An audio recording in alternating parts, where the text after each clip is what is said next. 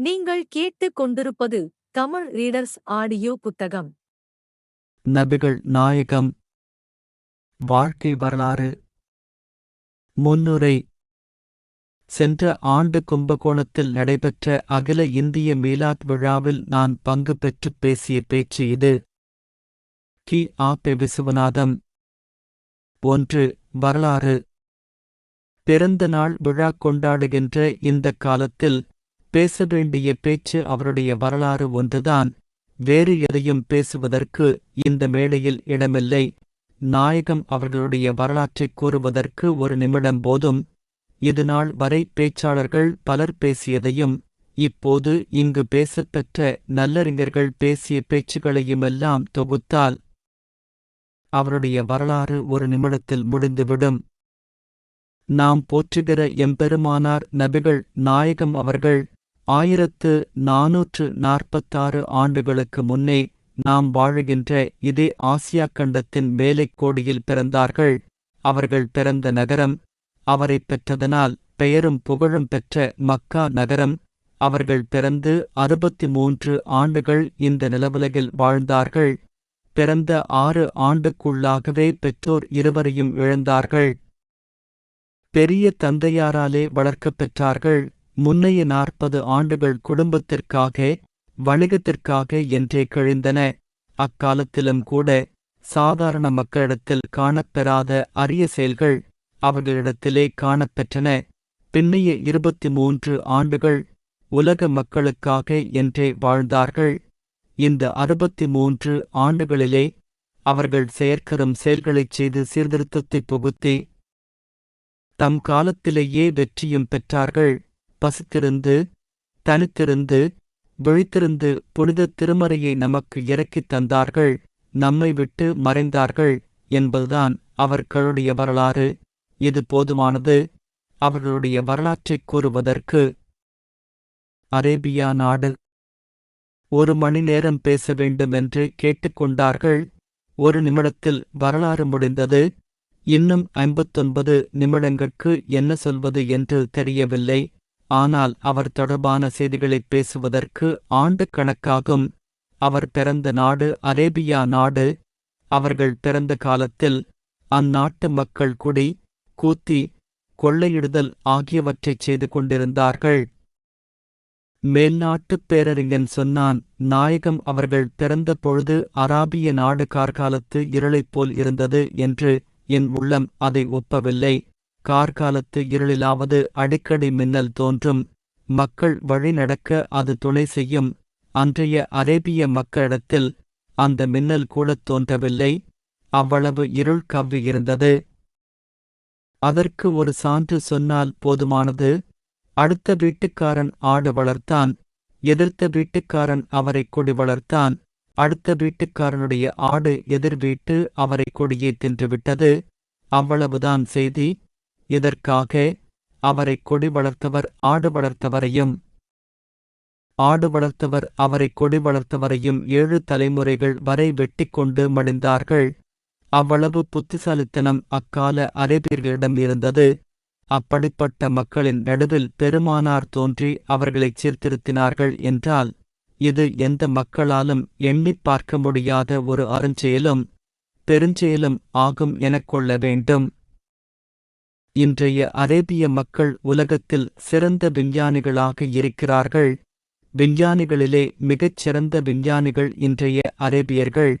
அவ்வளவு இருள் கவ்விய அந்தச் சமூகம் இன்றைக்கு ஒளி வீசக்கூடிய அளவுக்கு வளர்ந்து இருக்கிறது என்றால் இந்த நல்ல நாளில் அவர்கள் செய்த தொண்டு எவ்வளவு பெரியது என்பதை நாம் எண்ணிப் பார்க்க வேண்டும்.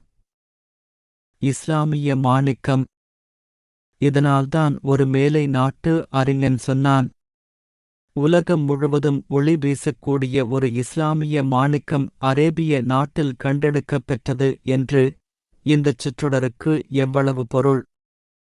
நாயகம் ஒரு மாணிக்கம் என்றும் அது இஸ்லாமிய மாணிக்கம் என்றும், அவருடைய போதனை உலகம் முழுதும் ஒளி வீசுகிறது என்றும், அது கண்டெடுக்கப்பட்ட நாடு அரேபிய நாடு என்றும் அவன் வர்ணித்தான். ஆகவே இதை இஸ்லாமிய மக்கள் உள்ளத்தே வைத்து நாள்தோறும் பெருமைப்பட வேண்டும்.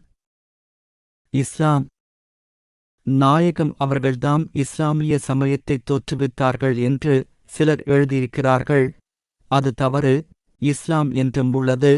அதை நாயகம் அவர்கள் சீர்திருத்தினார்கள். அவ்வளவுதான். இஸ்லாம் என்ற சொல்லுக்கு அமைதி, முத்தி என்று பொருள். 2. செயற்கரும் செயல்கள். இனி பேச வேண்டிய பேச்சு எல்லாம் அவர்கள் செய்த செயற்கரும் செயல்களே. இந்த நல்ல நாளில் அவர்கள் பிறந்த நாளை எண்ணிப் போற்றுவது நல்லது. செயற்கரும் செயல் பிறராலே செய்ய முடியாத அரிய பெரிய செயல்கள். அதில் ஐம்பெருங்கடமைகள் முதலிடம் பெற்றவை. ஐம்பெருங்கடமைகள். ஐம்பெருங்கடமைகள் என்பவை நாயகம் அவர்கள் செய்த செயல்களில் எல்லாம் மிகப் பெரும் செயற்கரின் செயல்கள். அவற்றில் முதலிலே உள்ளது கலிமா லா இலா இல்லல்லா முகமது ரசூலுல்லாஹி என்பது. வணக்கத்துக்குரியவன் ஆண்டவன் ஒருவனே, அவனது திருத்துதரே முகமது நபி என்பது அதன் பொருள். இது ஒரு போர் வீரன் படையின் உள்ளே நுழையும் போது எடுத்துக்கொள்ளுகின்ற ஒரு சத்திய வாக்கு போன்றது. சட்டசபைக்கு செல்கின்ற உறுப்பினர்கள் எல்லாம் ராஜ விசுவாசப் பிரமாணம் எடுத்துக்கொள்வது போன்றது. இந்த உறுதிப்பாட்டை ஒப்புக்கொள்ளாதவர்களுக்கு இஸ்லாத்தில் இடமில்லை. ஆகவே இதை முதலாக வைத்தார்கள். அது எண்ணி எண்ணி மகிழக்கூடியதொன்று.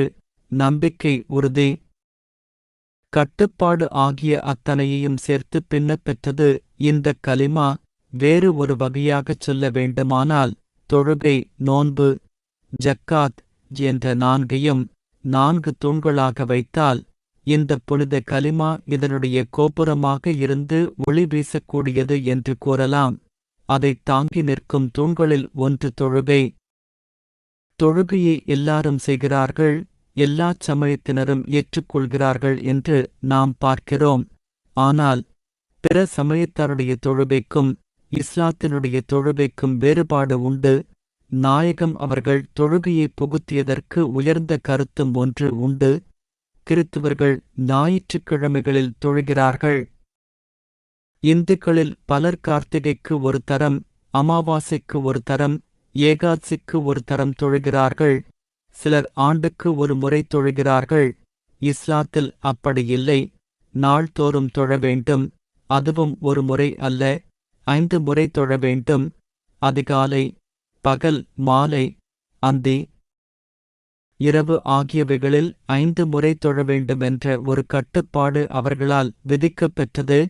அதனுடைய கருத்து என்னவென்றால், அடிக்கடி இறைவனோடு தொடர்பு வைத்துக் கொள்கிறவன் தீயவற்றை எண்ண மாட்டான். அவன் உள்ளத்திலே அதற்கு இடம் இராது. மனம்தான் அனைத்துக்கும் இருப்பிடம். மனம் தூய்மையாகிவிட்டால் எண்ணமும் செயலும் தானே தூய்மையாகிவிடும். அடிக்கடி உள்ளத்தை இறைவனிடத்திலே வைத்துக் கொண்டிருந்தால் தீய எண்ணங்கள், தீய செயல்களுக்கு இடமே இராது என்று அவர்கள் கண்டார்கள். அதைச் சமூகத்திலே புகுத்தினார்கள். இதைச் சொல்லுவதற்கு அவர்களுடைய வாழ்க்கையிலேயே நடந்த ஒரு நல்ல நிகழ்ச்சியை குறிப்பிடலாம். ஒரு யூதன் குடிகாரன் நாயகம் அவர்கள் பேசிக் கொண்டிருந்த போது, எனக்கு இஸ்லாத்தில் இடமுண்டா என்று கேட்டான். ஜரத் அபுபக்கர் அவர்கள் பக்கத்திலே இருந்து கொண்டு இஸ்லாத்தில் குடிகாரனுக்கு இடம் இல்லை என்று சொன்னார்கள். நாயகம் அவர்களை கை அமர்த்தி வெகு அமைதியாக உனக்கும் இஸ்லாத்தில் இடம் உண்டு என்று சொன்னார்கள். அப்படியா? இனி நான் இஸ்லாத்தில் சேரலாமா என்றான். கட்டாயம் சேரலாம். ஆனால் ஒரே ஒரு நிபந்தனை, இறைவனைத் தொழப் போகும்போது மட்டும் நீ குடிக்கக்கூடாது. அதற்கவன் அப்படியே செய்வதாக ஒப்புக்கொண்டான். கலிமா சொல்லப் பெற்றது. இஸ்லாத்தில் சேர்ந்தான். அவன் தொழப் போகும்போது குடிக்க இயலாதவன் ஆனான். கொஞ்ச நாள் ஆனதும், காலையில் மட்டும் தொழுதால் போதாது, மாலையிலும் தொழ வேண்டும் என்றார்கள். 2 நேரம் போனான். 2 நேரம் குடிக்காமல் இருந்தான். அப்புறம் பகலிலும், அப்புறம் அந்தியிலும், அப்புறம் இரவிலும் 5 முறை தொழ வேண்டுமென்று அவனிடம் கூறப்பெற்றது. 5 முறையும் தொழப் போக ஆரம்பித்தான். 5 நேரமும் குடிக்க முடியாமற் போய்விட்டது. அப்புறம் ஒரு நாள், இறைவனைத் தொழப் போகும்போது மட்டும் குடிக்காமல் இருந்து பயனில்லை, தொழுதுவிட்டு வந்த பிறகும் குடிக்காமல் இருக்க வேண்டும் என்றார்கள். அதற்கும் ஒப்புக்கொண்டான். கடைசியில் அவனுக்கு குடிக்கவே நேரமில்லாமற் போய்விட்டது. தொழ வேண்டிய நேரம் 5 என்று வைத்து பிறகு இறைவனைத் தொழப் போகும்போது குடிக்கக்கூடாது, பிறகு வந்ததும் குடிக்கக்கூடாது என்று வைத்தால் பிறகு எந்த நேரம் குடிப்பான்? இதிலிருந்து நமக்கு என்ன தெரிகிறது? இறைவனோடு அடிக்கடி தொடர்பு வைத்துக் கொண்டவர்கள் தீய சொற்களைச் சொல்ல மாட்டார்கள் என்பதை அவர்கள் அன்றே எண்ணி வரையறுத்துக் காட்டினார்கள். குறைவில்லாத நிறை மனமே இறைவனின் இருப்பிடம் என்பது அவர்களது வாக்கு. நோன்பு. தொழுகையை அடுத்தது நோன்பு.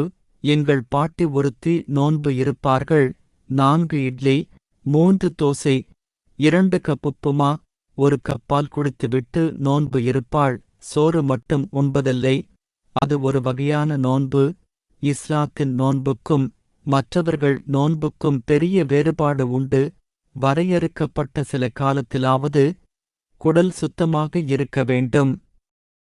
அதற்கு ஓய்வு வேண்டும் என்பதை நாம் பார்க்கிறோம். எத்தனையோ ஆலைகள் ஓய்வு பெறாமல் ஓடிக்கொண்டே இருக்கின்றன, தேய்ந்து விடுகின்றன. ஓய்வு கொடுக்கிறோம். கடிகாரங்கள் ஓடுகின்றன, அதில் உள்ள கருவிகள் தேய்கின்றன.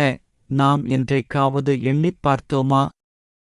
ஆண்டவன் அமைத்த நமது உடலுறுப்புக்கள் தேய்வில்லாமல் நூறாண்டுகள் ஆடிக்கொண்டும் ஓடிக்கொண்டும் இருக்கின்றன என்பதைச் சிந்தித்துப் பார்த்தோமா? சிந்தித்துப் பார்க்க வேண்டும். கடிகாரத்தில் உள்ள நுணுக்கமான கருவிகளை விட நம் வயிற்றில் அதிக நுணுக்கமான கருவிகள் இருக்கின்றன. எந்திரங்கள் செய்கின்ற வேலையை விட அதிக வேலைகளை இவை செய்கின்றன. கடிகாரங்கள் எல்லாம் சாவி கொடுத்து ஓடுகின்றன. நமது உறுப்புக்கள் எல்லாம் சாவி கொடுக்காமலேயே ஓடிக்கொண்டிருக்கின்றன. ஆலைகள் அனைத்தும் மின்சாரத்திலே ஓட்டப்பெறுகின்றன. நமது உறுப்புக்கள் எல்லாம் அது இல்லாமலே ஓடுகின்றன. ஆகஸ்ட். இத்தகைய குடல்களுக்கும் உறுப்புகளுக்கும் வரையறுக்கப்பட்ட சில காலத்திலாவது ஓய்வு இருக்க வேண்டுமென்று எண்ணினார்கள். நீண்ட நாள் உயிர் வாழ உடல் நலத்திற்கு துணை செய்கின்ற ஒன்று இது. மற்றொன்று சமயத் தொடர்பானது. குடல் சுத்தமாகும் போது உடல் சுத்தமாகிறது. உடல் சுத்தமாகும் போது எண்ணம் சுத்தமாகிறது. எண்ணம் சுத்தமாகும் போது ஆன்மா சுத்தமாகிறது. சுத்தமடைந்த ஆன்மாதான் ஆண்டவன் அருளுக்குப் பாத்திரமாகிறது என்பதை பின்னிப் படிப்படியாக அமைத்திருக்கிறார்கள் என்று தெரிகிறது. நோன்பிலிருந்து இறையருள் பெறுவது வரை இது அவர்கள் புகுத்தியது. ஜக்காத். 4வது ஜக்காத். நான் எத்தனையோ மொழிபெயர்ப்பாளர்களிடம் இந்த ஜக்காத் என்ற சொல்லுக்குப் பொருள் யாது எனக் கேட்டேன். சரியான பொருள் கிடைக்கவில்லை. வடமொழியில் சொன்னால் தர்மம் என்கிறார்கள். நான் தமிழில் மொழிபெயர்த்தேன் கொடை என்று ஒன்றும் பொருந்தவில்லை. இந்த ஒரு அரேபியச் சொல்லுக்கு எந்த மொழியிலும் சரியான சொல் இல்லை, சொல்லவும் முடியவில்லை. ஏதேனும் சொல்ல வேண்டும். ஏழை மக்களுக்குப் பணக்காரன் கொடுத்து தீரவேண்டிய ஒரு கட்டாய வரி என்று சொன்னால் பொருத்தமாக இருக்கும். தன் சொத்தில் 40 பங்கு உளமகிழ்ந்து வழங்குகின்ற இது பரிசுத்த தன்மை வாய்ந்தது. அதாவது அதன் மூலம் தன் சொத்தை தூய்மைப்படுத்திக் கொள்வது. இப்படி பிறர்க்கு வழங்குவதன் மூலம் 40 பங்கு வரி கொடுத்துவிட்ட பிறகு இதனால் மற்ற 39 பங்கு தூய்மையாகிறது என்பது பொருள். 4,000 வைத்திருப்பவன் 100 ரூபாய், 40,000 வைத்திருப்பவன் 1,000 கொடுக்க வேண்டும். இது கட்டாய வரி. அது மட்டும் கருத்தில்லை. இந்த ஜக்காத் பணக்காரன் இரும்புப் பெட்டியிலே வைத்திருக்கும் பச்சை நோட்டுகளும் பணமும் ஏழையின் குடிசைக்கும் தகரக் குவளைக்கும் வந்து சேர ஒழுங்காக வெட்டப்பட்டுள்ள ஒரு கால்வாய் மாதிரியும் தெரிகிறது. உலகம் முழுதும் உள்ள மக்கள் இம்முறையை கையாண்டு வருவதானால் பொதுவுடைமை இயக்கமே தேவையில்லை என நான் கருதுகிறேன். நாயகம் அவர்கள் தம்முடைய உள்ளத்தில் இதை எண்ணியே புகுத்தியிருக்கிறார்கள். கடைசியாக ஹஜ்ஜுக்கு நான் போனதில்லை, போக விரும்பியும் முடியவில்லை. ஆனால் நான் சிங்கப்பூரில் இருந்தேன். அங்கே ஒரு சைனா நண்பர் ஹஜ்ஜுக்குப் போய் வந்தவர். அவருக்கு தமிழ் தெரியாது, எனக்கு சீனம் தெரியாது. 2 பேரும் மலாய் மொழியில் சிறிது உளறிக்கொள்வோம். அவர் சொன்னதை நான் கொஞ்சம் அறிந்து கொண்டு இங்கு வந்த பிறகு அதை விசாரித்தறிந்து பார்த்தால் மக்களாகப் பிறந்தவர்கள் ஒவ்வொருவரும் அங்குச் சென்றாக வேண்டுமெனத் தெரிய வருகிறது. ஆண்டுதோறும் அங்கு இலட்சக்கணக்கான மக்கள் தொழுகைக்காகக் கூடுகிறார்கள். கஃபா பள்ளி. தொழுமிடம் மக்கா நகரில் உள்ள கஃபா பள்ளி மிகச்சிறிய பள்ளி. அதை ஜரத் இப்ராஹிம் அவர்கள் கட்டினார்கள் என்பது வரலாறு. ஆனால் உண்மையான வரலாறு அவர்களாலும் கட்டப்படவில்லை என்பது. அவருக்கு முன்பும் அந்த வணக்கஸ்தலம் இருந்தது. ஜரத் இப்ராஹிம் அவர்கள் அதை பழுது பார்த்துச் செப்பனிட்டார்கள் என்று இத்தாலி தேசத்து வரலாற்று ஆசிரியர் ஒருவர் எழுதியிருக்கிறார். அப்பள்ளிக்கு ஒரு பெரிய சிறப்பு உண்டு. மனிதனுக்குத் தெய்வ உணர்ச்சி உண்டானதும் அவன் ஆண்டவனைத் தொழுவதற்கு முதலாகத் தேர்ந்தெடுக்கப்பட்ட இடம் அது. அது அவ்வளவு தொன்மையானதும் பரிசுத்தமானதுமான இடம். பிறகு அதை பல்வேறு அரசர்கள் பழுது பார்த்து வந்திருக்கின்றனர். 5 கண்டங்களிலும் உள்ள மக்கள் அனைவரும் ஆண்டுதோறும் அங்கு வந்து ஒன்று கூடுகிறார்கள். நாம் நினைத்திருக்கிறோம் இஸ்லாமியர் எல்லாம் மேற்கு நோக்கித் தொழுகிறார்கள் என்று. அதுதான் இல்லை. இந்தியாவில் உள்ளவர்கள் எல்லாம் மேற்கு நோக்கித் தொழுகிறார்கள். துருக்கியில் இருக்கிறவர்களெல்லாம் தெற்கு நோக்கித் தொழுகிறார்கள். தென் ஆப்பிரிக்காவில் உள்ளவர்கள் எல்லாம் வடக்கு நோக்கித் தொழுகிறார்கள். வட ஆப்பிரிக்காவில் இருக்கிறவர்கள் எல்லாம் கிழக்கு நோக்கித் தொழுகிறார்கள். இப்படி உலகம் முழுதும் உள்ள மக்கள் இம்மாதிரி தொழுகிறார்கள் என்றால் உலகத்தின் 5 கண்டத்தில் உள்ள இஸ்லாமிய மக்கள் அனைவரும் அந்த ஒரே புண்ணிய தலத்தை நோக்கியே தொழுகிறார்கள் என்பது பொருள். நாம் இருக்கும் இடத்திற்கு அது மேற்கே இருப்பதால் நாம் மேற்கு நோக்கித் தொழுகிறோம். 10 லட்சத்திற்கு மேல் உள்ள மக்கள் ஆண்டுதோறும் அங்கு கூடுகிறார்கள். நாடு வேற்றுமையோ மொழி வேற்றுமையோ நிற வேற்றுமையோ அங்கு இல்லை. அனைவருக்கும் ஒரே நேரத்தில் உணவு, ஒரே மாதிரியான உடை. ஆண்களுக்குத் தையல் இல்லாத உடை, இடுப்பில் ஒன்று மேலே ஒன்று, ஒரே மாதிரியான நிறம், ஒரே நேரத்தில் ஒதுச் செய்வது, ஒரே நேரத்தில் தொழுகை, ஒரே ஒலி, அல்லாஹும்ம லப்பைக், ஆண்டவனே உனது முன்னிலையில் நிற்கிறோம் என்ற ஒரே ஒலி. இக்கண்கொள்ளாக் காட்சியை உலகத்தில் வேறு எந்த நாட்டிலும் எந்த இடத்திலும் மக்கள் காண இயலாது. இதனால் நல்லறிஞர்கள் பலர் இதைச் சமத்துவம் விளைவிக்கும் ஒரு பெருஞ்சந்தை என்று சொல்லியிருக்கிறார்கள்.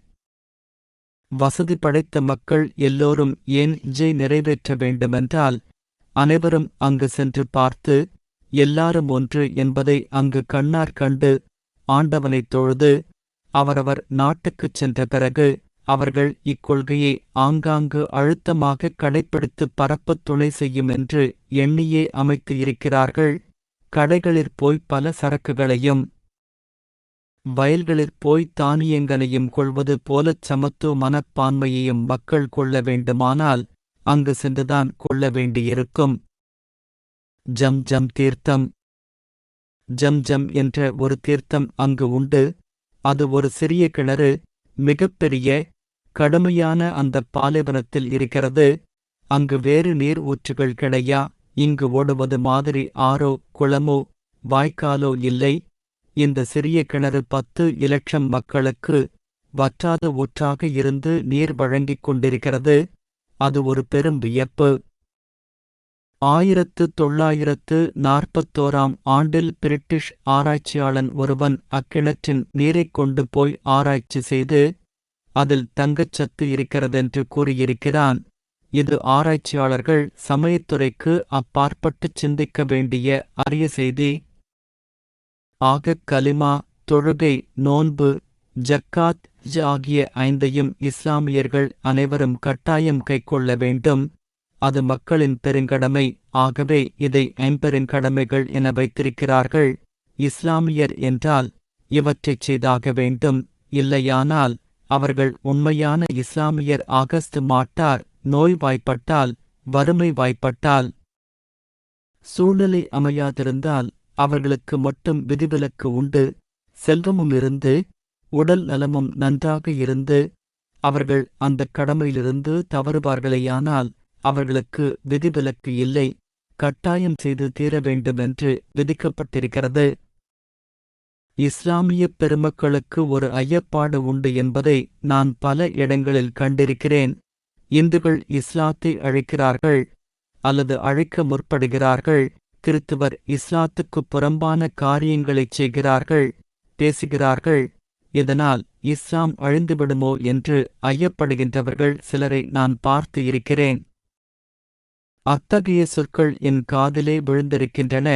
இஸ்லாமியப் பெருமக்கள் இந்த ஐம்பெருங்கடமைகளை சரிவரச் செய்து கொண்டு வருவார்களேயானால் உலகத்தின் எந்தச் சக்தியாலும் இஸ்லாத்தை அழைக்க முடியாது என்று நான் உறுதியாகக் கூறுகிறேன்.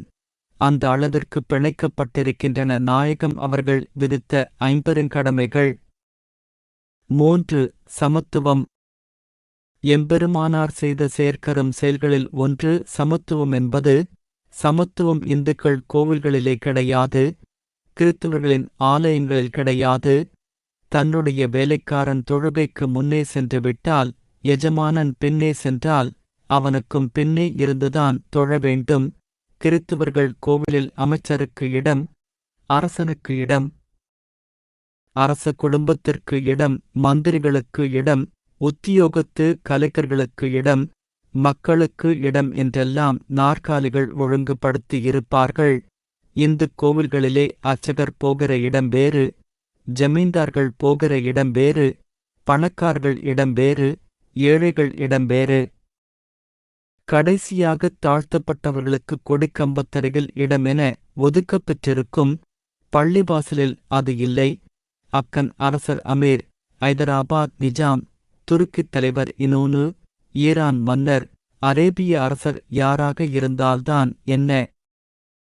வேலைக்காரன் முன் சென்று முன் வரிசையில் இருந்தால் இந்த மன்னர்கள் அவனுக்கு அடுத்த வரிசையில் இருந்துதான் ஆண்டவனைத் தொழ வேண்டும்.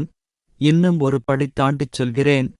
தன் வேலைக்காரனுடைய காலடியில்தான் மன்னாதி மன்னர்கள் தங்கள் முடியை வைத்து ஆண்டவனைத் தொழ வேண்டும். அவ்வளவு தூரம் சமத்துவம் வற்புறுத்தப் பெற்றிருக்கிறது. இம்மாதிரியான காட்சியைப் பெற சமயத்தினரிடத்தில் காண இயலாது. என்னுடைய நண்பர் கான் பகதூர் பி. கலிபுல்லா சாயிபு அவர்கள் நபிகள் நாயகம் விழா ஒன்றில் பேசும் பொழுது இஸ்லாத்திலே சமத்துவம் சொல்லப்பட்டிருக்கிறது என்று கூறினார்கள். எனக்குச் சிறிது வருத்தம் உண்டாயிற்று. நான் அவர்கள் பேசிய பின்னால் பேசினேன். நான் சொன்னேன், அவர்கள் பேசியதை மறுக்கிறேன். இஸ்லாத்திலேதான் சமத்துவம் சொல்லப்பட்டிருக்கிறதா? மற்ற மதங்களிலே சமத்துவம் சொல்லப்படவில்லையா? அவர்கள் சொன்னது தவறு, மறுக்கிறேன் என்றேன். அவர் என்னை வியப்போடு பார்த்தார். ஆமாம், நீங்கள் சொன்னது பெரிய தவறு என்றேன். என்ன என்றார். இஸ்லாத்தில் மட்டும் சமத்துவம் சொல்லப்படவில்லை, எல்லாச் சமயங்களிலும் சமத்துவம் சொல்லப்பட்டு இருக்கிறது. ஆனால் இஸ்லாத்தில் மட்டும்தான் சமத்துவம் செய்யப்பட்டிருக்கிறது என்றேன். அதுதான் உண்மை. அம்மாதிரி பிற சமயங்களில் செய்யப்படாமல் சொல்லப்பட்டு மட்டும் இருக்கிறது. ஆகவே இனிமேல் சொல்லும்போது இஸ்லாத்திலே சமத்துவம் சொல்லப்பட்டிருக்கிறது என்று சொல்லாமல் இஸ்லாத்தில் சமத்துவம் செய்யப்பட்டிருக்கிறது என்று சொல்ல வேண்டும் என்றேன். கைதட்டல். ஒத்துக்கொண்டார்கள். உண்மையும் அதுதான். 4. சகோதரத்துவம். சகோதரத்துவம் அது மக்கள் அனைவரும் உடன் பிறந்தோர் என்பது. கருப்பு அடிமை பிலால், வீரத்தலைவர் செய்யது, பணக்கார அபுபக்கர், பலசாலி உமர், வாலிப வீரர் அலி ஆகிய இவைவரின் வரலாறு எல்லாம் உங்களுக்கு நன்கு தெரியும். படித்து இருப்பீர்கள். ஒன்றுக்கொன்று மலைக்கும் மடுவுக்கும் உள்ள வேற்றுமை. இவர்கள் அத்தனை பேரையும் ஒரு மேடையில் ஒரு வரிசையில் நிறுத்தித் தோளோடு தோள் சேர்த்துச் சகோதரனாக்கி வைத்தது இஸ்லாம். இது நாயகம் அவர்களுடைய போதனை. இதை அவர்களைத் தவிர வேறு எவராலும் செய்ய முடியாது, வேறு எச்சமயத்திலும் காண முடியாது. இது ஒன்று போதும் சகோதரத்துவத்தைப் பற்றிக் கூறுவதற்கு. 5. தீர்க்கதரிசி. தீர்க்கதரிசி என்றால் பின்னால் வருவதை முன்னால் அறிபவர் என்றாகும். நபி என்றால் இறைவனுடைய திருத்தூதர் என்றாகும்.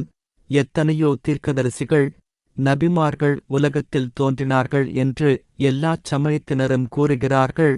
ஆனால் தீர்க்கதரிசி என்ற சொல்லுக்கு உரியவர்கள் நம்முடைய நபிகள் நாயகம் ஒருவர்தான். இது என்னுடைய முடிவு.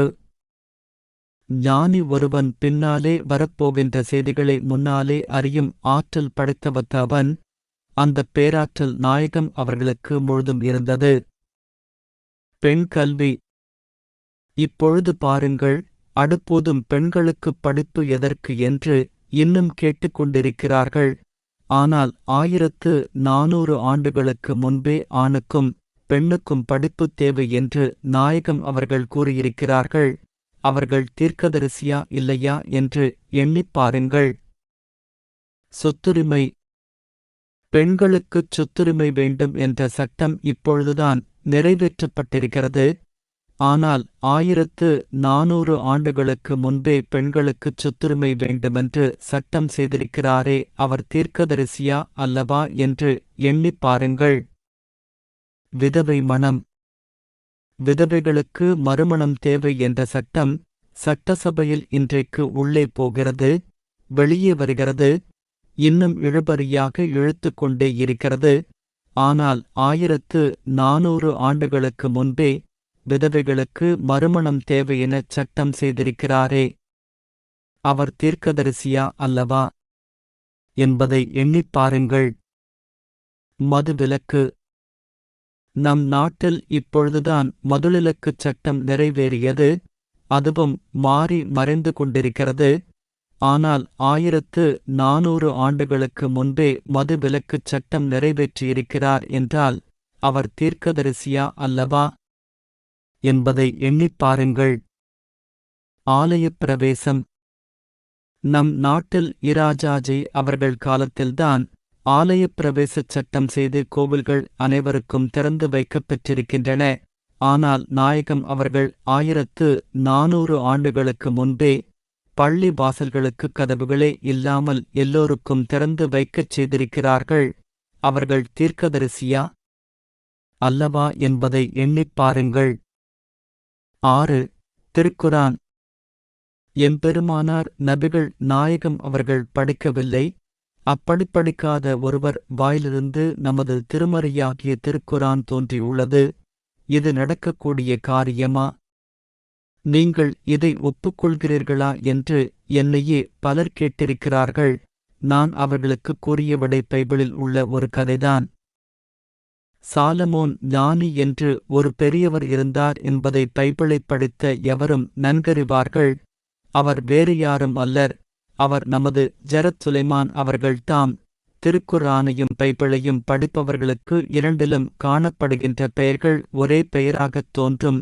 திருக்குரானில் யாக்கூப், தாவூத், இப்ரகீம், மூசா, சிக்கந்தர், சுலைமான் என்று வரும் பெயர்களெல்லாம் பைபிளில் ஜேகப், டேவிட், ஆப்ரகாம், மோசே, அலெக்சாந்தர், சாலமோன் என வரும். சாலமோன் மிகப்பெரிய ஞானி. அவருக்கு ஒரு ஐயப்பாடு தோன்றியது. நல்லவன் வறுமை வாய்ப்பட்டு துன்பப்படுகிறானே ஏன்? கெட்டவன் செல்வம் படைத்து மகிழ்ச்சியோடு வாழ்கிறானே ஏன்? செல்வம் படைத்த பலருக்கு குழந்தை இல்லையே ஏன்? அவர்கள் விரும்பியும் வேண்டியும் குழந்தை பிறக்காதது ஏன்? வறுமை வாய்ப்பட்ட ஏழை மக்களுக்கு அதிகப் பிள்ளைகள் பிறந்திருப்பதேன்? அவர்கள் விரும்பாவிட்டாலும் அதிகமான குழந்தைகள் பிறக்கின்றனவே, அது ஏன்? இது கடவுள் செயலா, சாத்தான் செயலா? கடவுள் செயல் என்றால் அது நியாயமாகுமா? சாத்தான் செயல் என்றால் கடவுளின சக்திக்கு மீறியும் சில செயல்கள் நடக்க முடியுமா என்பதே அவரது ஐயம். இதை அவர்கள் எண்ணி எண்ணிப் பார்த்தார்கள். ஒன்றும் புரியவில்லை. பல நாள் சிந்தித்தார்கள். ஒன்றும் விளங்கவில்லை. வீட்டிலிருந்தும் வீதியிலிருந்தும் நடந்தும் கிடந்தும் ஆலோசித்துப் பார்த்தார்கள். ஒன்றும் தோன்றவில்லை. கடைசியாக கடற்கரைக்குச் சென்று காலையிலிருந்து மாலை வரை கடல் அலை நீர் காலிற்படும்படி கரையோரமே நடந்து உலாவி யோசித்துப் பார்த்தார்கள். விடை கிடைக்கவில்லை. சாலமோன் ஞானி தம் முயற்சியைக் கைவிடவில்லை. எப்படியாகிலும் இதற்கு விடை கண்டே தீருவேன் என்று உறுதி பூண்டார். காலையில் எழுந்ததும் கடற்கரைக்குச் செல்வதும் அங்கு இது பற்றி ஆலோசிப்பதும் மாலையில் வீடு திரும்புவதுமாகிய இப்பணி பல நாட்கள் தொடர்ந்து நடந்து கொண்டிருந்தது. ஒரு நாள் அவர் கடற்கரையில் இது பற்றி எண்ணி உலாவிக் கொண்டிருந்த பொழுது ஒரு சிறுவன் தன் கையிற் சிறிய கொட்டாங்கச்சியை வைத்துக்கொண்டு நீரை முகந்து மணலில் ஊற்றி விளையாடிக் கொண்டிருப்பதைக் கண்டார். ஞானி தெற்கே இருந்து வடக்கே போகும்போதும் வடக்கே இருந்து தெற்கே வரும்போதும் அச்சிறுவன் கிழக்கும் மேற்குமாக நடந்து கடல் தண்ணீரை ஊற்றி விளையாடிக் கொண்டிருந்தான். ஞானி அதைப் பொருட்படுத்தாமல் தம் சிந்தனையிலேயே ஆழ்ந்து நடந்து கொண்டிருந்தார். ஒருவித முடிவும் தோன்றவில்லை. மாலைப் பொழுது மறையவே வீடு திரும்பலானார். சிறிது தூரம் நடந்ததும் கடற்கரையில் விளையாடிக் கொண்டிருந்த சிறுவனின் நினைவு வந்தது. அங்கிருந்தே அவனைக் கூப்பிட்டார். சிறுவன் அதைச் சிறிதும் காதில் வாங்காமல் மேலும் விளையாடிக் கொண்டிருந்தான். சாலமோன் ஞானி அவனிடமே சென்று, தம்பி, பொழுது இருட்டுகிறதே, வீடு திரும்பவில்லையா எனக் கேட்டார். அதற்கு அவன், ஜத், உங்கள் வேலை முடிந்து விட்டது போல் இருக்குகிறது. நீங்கள் போகிறீர்கள். என் வேலை இன்னும் முடியவில்லை. அதை முடித்த பிறகுதான் நான் வீடு திரும்புவேன் என உறுதியாகக் கூறினான். தம்பி, அது என்ன வேலை எனக் கேட்டார். அதற்கு அவன், கடல் தண்ணீர் முழுவதையும் இந்த கொட்டாங்கச்சியால் இறைத்துக் கரையில் ஊற்றுகின்ற வேலை என்றான். ஞானி வியப்புடன் சிரித்து, தம்பி, நீ எவ்வளவு? கடல் தண்ணீர் எவ்வளவு? உன் கையில் உள்ள கொட்டாங்கச்சி எவ்வளவு? இதைக் கொண்டு அதை எப்படி இறைத்து ஊற்ற முடியும் எனக் கேட்டார். சிறுவன் சொன்னான், ஜரத், நீங்கள் எவ்வளவு? ஆண்டவன் எவ்வளவு? உங்கள் மூளை எவ்வளவு? இதைக் கொண்டு அவன் செயலை அறிய முடியுமானால் இந்தக் கொட்டாங்கச்சியைக் கொண்டு இக்கடல் தண்ணீரை இறைத்து விட முடியாதா? நீங்களும் முயற்சி செய்யுங்கள், நானும் முயற்சிக்கிறேன் என்று மறுபடியும் ஓடிக்கடல் தண்ணீரை முகக்கத் தொடங்கினான். சாலமோன் ஞானிக்கு விடை கிடைத்துவிட்டது. கிடைத்த விடை என்ன? மனிதன் தன் மூளையைக் கொண்டு ஆண்டவருடைய செயல்களை அளக்க முயற்சிப்பது, கொட்டாங்கச்சியைக் கொண்டு கடல் தண்ணீரை இறைத்துவிட முயற்சிப்பது போன்றது என்பதே. ஞானிக்கு ஐயம் மறைந்தது. அதே வினாடியில் சிறுவனும் மறைந்தான். படிக்காத ஒருவர் வாயிலிருந்து திருக்குரான் எப்படித் தோன்றியிருக்க முடியுமென்று என்னைக் கேட்பவர்களுக்கு நான் கூறுகிற விடை சாலமோன் ஞானியினுடைய கதைதான். 7. இஸ்லாத்தின் வளர்ச்சி. கி. பி. 61 இஸ்லாம் சமயத்தைச் சீர்திருத்தி அதன் ஒரே தலைவராகத் தனித்து நின்றவர் நாயகம் அவர்கள். 61-4 பேர் சேர்ந்தனர். 62-4 அதன் எண்ணிக்கை 300 ஆகி 62-5 1000 உயர்ந்து 63-4 1,00,000 பேராகக் காட்சியளித்தனர். இன்று இஸ்லாமிய சமயத்தினர் எண்ணிக்கை 90 கோடியாக உயர்ந்திருக்கிறது. அதாவது இன்றைய உலக மக்களின் எண்ணிக்கையில் 1/5 பங்கு, 100 மக்களில் 20 பேர் இஸ்லாமிய சமயத்தை தழுவி நிற்பவர்.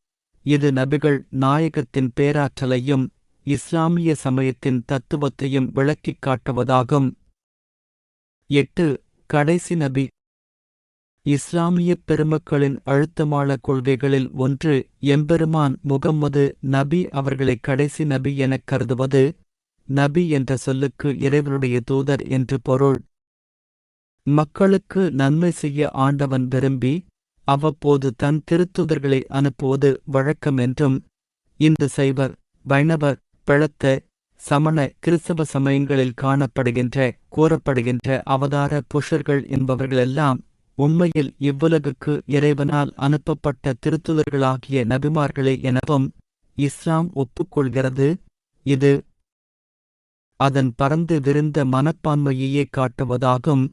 இம்முறையில் இறைவனால் கடைசியாக அனுப்பப்பட்ட திருத்துதர் முகமது நபி அவர்கள் என்பதே இஸ்லாமிய கோட்பாடுகளில் தலை சிறந்தது. இவ்வுலகில் இதுவரை தோன்றியுள்ள எல்லா நபிகளுக்கும் 9 அருங்குணங்கள். இனி இவரது அருங்குணங்கள் சிலவற்றை ஆராய்வோம். ஏழைகள் மீது கருணை. எம்பெருமானார் அவர்கள் கருணை உள்ளம் படைத்தவர்கள். அதிலும் அவர்கள் ஏழைகளிடத்தில் காட்டும் கருணை அளவு கடந்ததாகும். அதற்கு எடுத்துக்காட்டு ஒன்று கூறுகிறேன். நாயகம் அவர்கள் தமக்கென்று 2 ஆடைகளையும் 2 தாழம்பாய்களையும் வைத்துக்கொண்டு மற்றவற்றையெல்லாம் இல்லாத மக்களுக்கு வழங்கினார்கள் என்றுதான் நாம் கேள்விப்பட்டிருக்கிறோம். ஆனால் இத்தாலி தேசத்துப் பேராசிரியர் ஒருவர் அதில் ஒரு நயத்தைப் புகுத்தி எழுதியிருக்கிறார். அது தமக்கென்று 2 தாழம்பாய் 2 ஆடைகளை வைத்துக்கொண்டு மற்ற எல்லாவற்றையும் இல்லாத மக்களுக்கு வழங்கிப் பெற்றுக்கொண்ட மக்களின் முகம் மகிழ்ச்சியடைவதைக் கண்டு மகிழ்ச்சியடைந்தார் என்பதே. இது நம் உள்ளத்தைத் தொடவில்லையா? பெற்றுக்கொண்டவர்களுடைய முகம் மகிழ்ச்சியடைவதைக் கண்டு அவர்கள் மகிழ்ச்சியடைந்தார்கள் என்பதைப் படிக்கும் போதே நமக்கு வியப்பையும் மகிழ்ச்சியும் ஒருங்கே அளிக்கிறது. இது எவ்வளவு பெரிய கருணை என எண்ணிப் பார்க்க வேண்டும். பெண்ணுக்குப் பெருமை. ஒரு சமயம் நாயகம் அவர்களை அவரது தாயார் பார்க்க வந்தார்கள். அதுவும் பெற்ற தாயல்ல, செவிலித்தாய், வளர்த்த தாய். உடனே தம் மேலாடையை எடுத்து விரித்து அதில் உட்கார வைத்துப் பேசி அனுப்பி வைத்தார்கள். பெண்ணுக்கு அவர்கள் தந்த பெருமைக்கு இதைவிட வேறு என்ன சான்று வேண்டும்? எளிமை. நாயகம் அவர்களைப் பல அறிஞர்கள் சூழ்ந்து கொண்டு, நீங்கள் தேவனா எனக் கேட்டார்கள். இல்லை என்றார்கள். தேவகுமாரனா எனக் கேட்டார்கள். இல்லை, நான் உங்களைப் போன்று ஒரு மனிதன் என்றார்கள். இது அவர்களிடம் காணப்பெற்ற எளிமைக்கு ஒரு சான்று. தங்களையே கடவுள் என்று சொல்லிக்கொண்டு வாழ்ந்தவர்களையெல்லாம் நாம் பார்த்திருக்கிறோம். தங்களை கடவுளுடைய குமாரன் என்று சொல்லிக் கொண்டவர்களுடைய வரலாறு நமக்குத் தெரியும். கடவுளுடைய அவதார புருஷர்கள் என்று சொல்லிக் கொண்டவர்கள் பலர். நாயகம் அவர்களிடத்தில் இந்தச் சொல் அவர்கள் வாயிலிருந்து வந்ததே இல்லை. இத்தகைய பெருந்தன்மையை மற்றவர்களிடத்தில் காண முடியுமா? எண்ணிப் பாருங்கள். ஜீவகாருண்யம். ஜீவகாருண்யத்தில் நாயகம் அவர்களுக்கு அதிக பற்றுண்டு. பல பேர் நினைக்கிறார்கள், இஸ்லாமியர் எல்லாம் இரக்கமில்லாது உயிர்களைக் கொல்லுகின்றவர்கள் என்றும், அவ்வாறு அவர்களுக்கு நாயகம் போதித்திருக்கிறார்கள் என்றும். இது தவறு. அவர்களுடைய சீடர்களிலே ஒருவர் நேற்று 10 பேருக்கு விருந்து பண்ணினேன் என்றார்.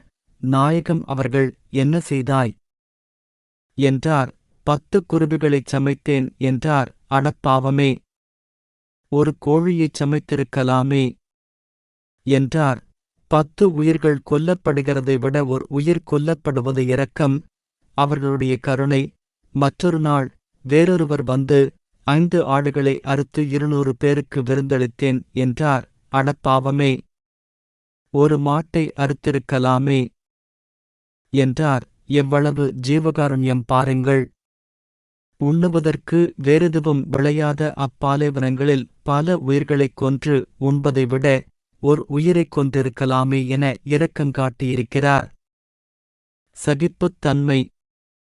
அவர்களுடைய சகிப்புத்தன்மைக்கு ஒரே ஒரு சான்று. நாள்தோறும் அவர்கள் பள்ளிவாசலுக்குப் போவார்கள். அவர்கள் மீது வெறுப்பு கொண்ட ஒருவன் குப்பைக் கூளங்களை எடுத்து வைத்துக் கொண்டு மாடி மீதிருந்து நாயகம் அவர்கள் தலை மேலே கொட்டுவான்.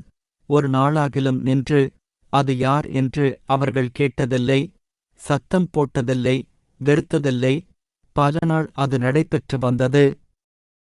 அவர்கள் சகிப்புத்தன்மையோடு அதைத் துடைத்துக் கொண்டு பள்ளிவாசலுக்குப் போய் ஒதுச்செய்து தொழுது வருவார்கள். போகும்போது கொட்டாவிட்டால் வரும்போது கொட்டுவான் என்பது அவர்களுக்குத் தெரியும். அவர்கள் அதற்கும் தயாராக வருவார்கள். ஒருநாள் பள்ளிவாசலுக்குப் போகும்போதும் குப்பை விழவில்லை, தொழுது திரும்பி வரும்போதும் விழவில்லை. அவர்கள் கால் எட்டிப் போகவில்லை, நடைவரவில்லை, நின்று விட்டார்கள். அந்த வீட்டைத் திரும்பிப் பார்த்தார்கள். ஆனால் ஒருவன் எதிர்த்த வீட்டிலிருந்து சொன்னான், நீங்கள் செல்லுங்கள், அவன் விளையாட்டுக்கார பையன், அவன் ஏதோ தெரியாமல் செய்துவிட்டான் என்று. அதற்கு நாயகம் அவர்கள், நாள்தோறும் நான் வரும்போதெல்லாம் இது நடக்குமே, இன்றைக்கு ஏன் நடக்கவில்லை என்று தெரிந்து கொண்டு போகலாமென்றுதான் கேட்டேன் என்றார்கள். இல்லை ஹ்ரத், அவன் பெரிய சுரத்தினாலே அவதிப்படுகிறான், எழுந்திருக்க முடியாது என்றான். இதைக் கேட்ட நாயகம் அவர்கள் மனங்கலங்கி அவ்வீட்டின் கதவைத் தட்டி கோஷா எச்சரிக்கை செய்து உள்ளே நுழைந்தார்கள். அவன் படுக்கையிற் படுத்துக் கொண்டு அலறிக் கொண்டிருந்தான். என்ன நடந்தது? என்ன நடக்கும்? நம் அறிவுக்கு எட்டாதது அங்கு நடந்தது. உடனே சென்று அவனைத் தூக்கி மடிமேல் வைத்துக்கொண்டு ஆண்டவரிடத்தில் துவா கேட்க ஆரம்பித்தார்கள். ஓ ஆண்டவனே, நாள்தோறும் நான் வருகின்ற வழி மேல் விழிவைத்துக் காத்திருந்த என்னுடைய அரிய நண்பனுக்கா இந்த நோய் என்று துவா கேட்க ஆரம்பித்தார்கள். துவா கேட்கப்பட்டது. நோய் நீங்கியது. அவன் ஒரு நல்ல சீடனானான். கிறித்தவர்களுக்குத் தொழையிடம். ஒரு சமயம் கிறித்துவ பாதிரியார் நாயகம் அவர்களைப் பார்க்க வந்தார். நாயகம் அவர்கள் அப்போது ஒரு பள்ளிவாசலில் இருந்தார்கள். பேச்சு வெகு நேரம் நடந்தது. பாதிரியாருக்கு ஜெபம் செய்ய வேண்டிய நேரம் வந்துவிட்டதால் தாம் வேறிடத்திற்குச் சென்று ஜெபம் செய்துவிட்டு மீண்டும் வருவதாக நாயகம் அவர்களிடம் கூறினார்கள். நாயகம் அவர்கள் மிக அமைதியாக, இந்த வெயிலில் வெளியிற் போய் வர வேண்டாமே, உங்கள் ஜெபத்தை இங்கேயே செய்யலாமே என்று பள்ளிவாசலின் ஒரு மூலையைக் காட்டினார்கள். பாதிரியார் அங்கு ஜெபம் செய்து கொண்டிருந்தார். இந்நிகழ்ச்சி நாயகம் அவர்களோடு இருந்த சிலருக்கு மனப்புழுக்கத்தையும் வெறுப்பையும் உண்டாக்கியது. அவர்கள் நாயகம் அவர்களிடம் வந்து, பள்ளிவாசலின் தூய்மை கெட்டுவிட்டதே என வருந்திக் கூறினார்கள். நாயகம் அவர்கள், இரண்டு ஆண்டவன் இல்லை, பாதிரியார் வணங்கும் ஆண்டவனும் நாம் வணங்கும் ஆண்டவனும் ஒருவனே எனக் கூறி அவர்களை அமைதிப்படுத்தினார்கள். இது எல்லாச் சமயத்தினரும் வணங்குகின்ற கடவுள் ஒருவனே என எண்ணும் நாயகம் அவர்களின் பரந்து விரிந்த உள்ளத்தை நமக்குப் படம் பிடித்துக் காட்டுவதாகும். வணிகம். நாயகம் அவர்கள் முதல் 40 ஆண்டு காலத்தில் ஒட்டக வணிகம் செய்தார்கள். அப்போது அவர்களிடம் 40 ஒட்டகங்கள் இருந்தன. வெளியூரிலிருந்து ஒட்டகம் வாங்க வந்த ஒருவர் நாயகம் அவர்களிடம் 40 ஒட்டகங்களுக்கும் சேர்த்து விலை கூறும்படி கேட்டார். முதலில் ஒட்டகங்கள் அனைத்தையும் போய்ப் பார்த்து வரும்படி நாயகம் அவர்கள் கூறினார்கள். வியாபாரி போய்ப் பார்த்து வந்து, மறுபடியும் எல்லா ஒட்டகங்களுக்கும் சேர்த்து விலை என்ன என்று கேட்டார். அதற்கு நாயகம் அவர்கள் சிரித்துக்கொண்டே, அதில் ஒரு ஒட்டகம் நொண்டி, ஒரு கால் தரையில் ஊன்றாது, 3 கால்களாலே தத்தி தத்தி நடக்கும், அதைப் பார்த்தரா என்று கேட்டார்கள். இந்த காலத்து வியாபாரிகளிடம் நாம் இந்த ஒன்று மையும் நாணயத்தையும் காண முடியுமா? இதைக் கேட்ட வியாபாரி அஞ்சி நடுநடுங்கிப் போனார். அவரது நேர்மைக்கு வணக்கம் செலுத்தி, அந்த நொண்டி ஒட்டகமும் மற்ற 39 ஒட்டகங்களுடன் சேர்ந்து இருக்கட்டுமே என்று கேட்டு வாங்கிப் போனார். எப்படி? நாயகம் அவர்களின் வணிகம். பெருந்தன்மை.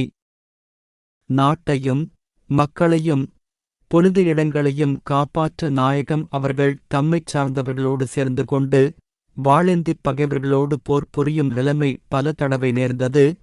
ஒரு சமயம் போர்க்களத்தில் நாயகம் அவர்களின் சிறிய தந்தையார் வாளேந்திய கையுடன் மடிந்து கிடந்தார். அதைக் கண்ட இந்தா என்று பெயர் கொண்ட பகைவர் கூட்டத்தில் உள்ள பெண்ணொருத்தி அவரது குடலை அறுத்தெடுத்து வாயில் வைத்துக் கடித்து ராட்சசி போன்று வெறியாட்டம் ஆடினாள். நாயகம் அவர்களைச் சேர்ந்தோர் அவளைச் சிறைப்படுத்தி வைத்திருந்தனர். இறுதியில் போர் முடிந்து நாயகம் அவர்கள் வெற்றி விழா கொண்டாடிய பொழுது சிறைக் கைதிகளை விடுதலை செய்தனர். இச்செய்தியை சிறைக் கைதிகள் அனைவரும் கேட்டு மகிழ்ந்து வெளியில் ஓடினர். இந்தா என்ற அந்த பெண் மட்டும் தனக்கு விடுதலை கிடைக்காது என்று நம்பி அங்கேயே இருந்தாள்.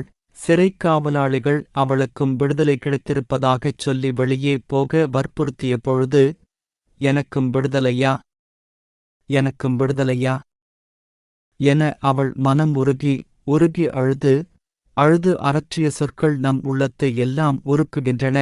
என்னே நாயகம் அவர்களின் பெருந்தன்மை. 10. தெய்வபக்தி. அவருடைய தெய்வ பக்திக்கு ஒன்றென்ன? 2 சான்றுகள். ஒரு தரம் அவருடைய பகைவர்கள் அவரை நெருங்கிவிட்டார்கள். ஹஜ்ரத் அபூபக்கர் உடன் இருந்தார்கள். பகைவர்கள் அவர்களைத் தேடி அழைக்க 70 பேர் வந்தார்கள். ஏதோ இன்று நடக்குமென்று நாயகம் அவர்களும் அபூபக்கரும் ஒரு குகைக்குள் இருந்தார்கள். அவருடைய காலடிச் சத்தம் மிக நெருக்கமாகக் கேட்கிறது. அப்பொழுது ஹஜ்ரத் அபூபக்கர் நாயகம் அவர்களை நோக்கி, ஹஜ்ரத், 70 பேர் வருகிறார்களே, நாம் 2 பேர்தானே இருக்கிறோம் என்றார். நீங்களானால் என்ன சொல்வீர்கள்? 2 பேர் என்றுதானே? நாம் தான் என்ன சொல்லுவோம்? நாம் சொல்லாததை அவர்கள் சொன்னார்கள். உடனே அவர்கள், நாம் இருவர் அல்லர், மூவர் என்றார்கள். அபூபக்கர் யாரோ கூட இருக்கிறார்கள் என்று குகையைச் சுற்றிச் சுற்றிப் பார்த்தார். அதைக் கண்டு நாயகம் அவர்கள், ஆண்டவன் ஒருவன் நம்மோடு இருக்கிறான், அவனையும் சேர்த்து நாம் மூவர் என்றார்கள். இது அவர்களின் தெய்வ பக்திக்கு ஒரு சான்று. இறுதியில் அவர்கள் கூறியவாறே நடந்தது. பகைவர்கள் வந்து குகையின் வாயிலைப் பார்த்தபோது, வாயில் முழுவதும் சிலந்தியின் நூல் வலையைப் போலக் காணப்பட்டது. அவர்கள் அதில் ஆட்கள் நுழையவில்லை என எண்ணித் திரும்பிவிட்டார்கள். இரண்டாவது நிகழ்ச்சி இன்னும் கொஞ்சம் கடுமையானது.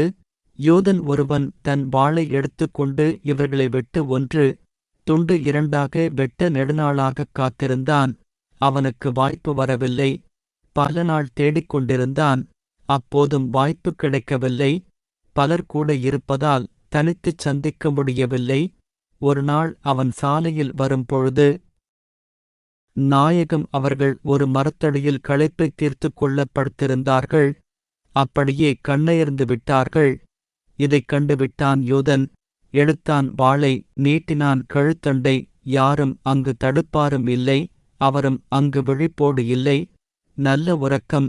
வாளை ஓங்கிவிட்டான், வெட்டிக் கொள்வதற்கு. ஒரே வினாடிதான் உள்ளத்தில் வெற்றி பெற்ற மகிழ்ச்சியோடு, ஓய் முகமதுவே, உன்னை யார் இப்போது காப்பாற்றப் போகிறார்கள் என்று உரக்கக் கூறி வாளை ஓங்கினான். உடனே நாயகம் அவர்கள் விழித்ததும் அவனையும் அவனது வாளையும் கண்டு ஆச்சரியப்பட்டு, அல்லாஹ் என்று கையை நீட்டித் தேக்கினார்கள். அவன் குழம்பி, உன்னை யார் காப்பாற்றப் போகிறார்கள் என்று கேட்ட கேள்விக்கு, அல்லாஹ் காப்பாற்றப் போகிறார் என்ற விடை வந்ததாக எண்ணினான். கை நழுவி வாள் கீழே விழுந்து விட்டது. நாயகம் அவர்கள் அந்த வாளைக் கையில் எடுத்துக்கொண்டு, இப்பொழுது உன்னை யார் காப்பாற்றப் போகிறார்கள் என்றார். அதற்கு அவன், நீங்கள்தான் காப்பாற்ற வேண்டும் என்றான். அதற்கு நாயகம் அவர்கள், அல்ல, உன்னையும் என்னையும் காப்பாற்றியவன் ஆண்டவனே எனக் கூறிச் சென்று விட்டார். இது அவர்களது தெய்வ பக்திக்கு மற்றொரு சான்று.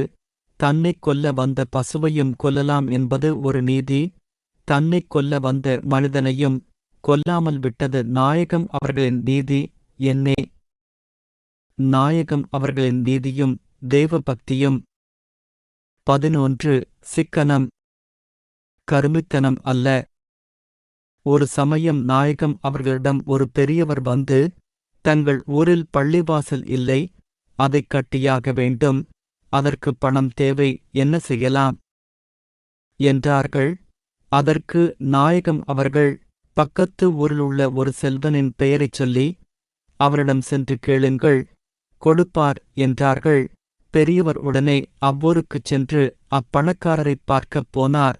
அப்பொழுது பணக்காரர் தம் வேலையாளைத் தூணிற் கட்டி வைத்து தம் கையை மடக்கி அவன் முகத்தில் குத்திக் கொண்டிருந்தார். பெரியவர் பக்கத்திலுள்ளவர்களிடம், ஏன் இப்படி அவனைக் குத்துகிறார் என்று கேட்டார். செல்வர் வேலையாளைப் பருப்பு வாங்கி வரச் சொன்னார். 10 பருப்பு சிந்திப் போயிற்று, அதற்காக அவனை 10 குத்து குத்திக் கொண்டிருக்கிறார் என்றார்கள். அது கேட்டதும் பெரியவர் பயந்து ஓட்டம் பிடித்து நாயகம் அவர்களிடம் திரும்பி வந்துவிட்டார். நாயகம் அவர்கள், செல்வர் என்ன கொடுத்தார் என்றார்கள். அவர் வேலையாளுக்குக் கொடுத்த குத்துக்களையே கூறினார். நாயகம் அவர்கள், செல்வர் என்ன கொடுத்தார் எனக் கேட்டார்கள். அவர் சவுக்களி கொடுத்த செய்தியைக் கூறி, அவரிடம் பணம் கேட்க என் மனம் துணியவில்லை என்று கூறினார். போய்க் கேளு மென மறுபடியும் உத்தரவு வந்தது. பெரியவர் மறுபடியும் செல்வரிடம் சென்றார். நல்ல வேளையாக எதுவும் அங்கு அப்பொழுது நடைபெறவில்லை. பெரியவர் துணிந்து செல்வரிடம் சென்று தம் நோக்கத்தைத் தெரிவித்தார். செல்வர், எவ்வளவு ரூபாயில் பள்ளிவாசல் கட்டப் போகிறீர்கள் என்று கேட்டார். அதற்குப் பெரியவர், அதைக் கட்டி முடிப்பதற்கு 10,000 ரூபாய் ஆகும்.